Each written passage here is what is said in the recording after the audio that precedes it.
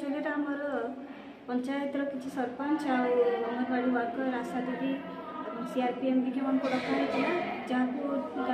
child friendly panchayat उपरे गोटे माने ट्रेनिंग प्रोग्राम करा जो थे कि आमर समाज रे जो कुविचार अच्छी बाल्य विवाह हो भ्रूण हत्या हो महिला मान प्रति हिंसा हो कि स्वास्थ्य अभाव हो तो से विषय में जनाऊँगी देन ता सहित विभिन्न आईसीडीएस जो कार्यक्रम चली शिशु मानकर स्वास्थ्य उपरे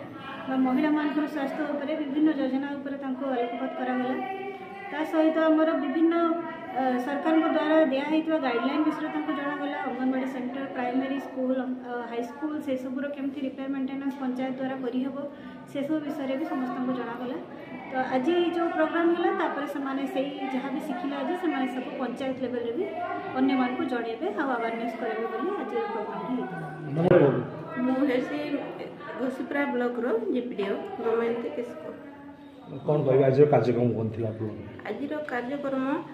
आमर चाइल्ड फ्रेंडली जीपी विषय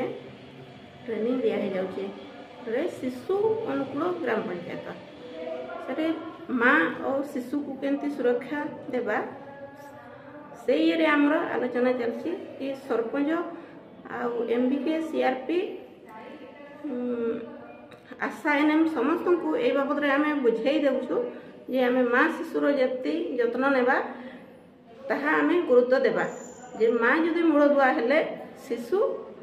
भविष्य आमर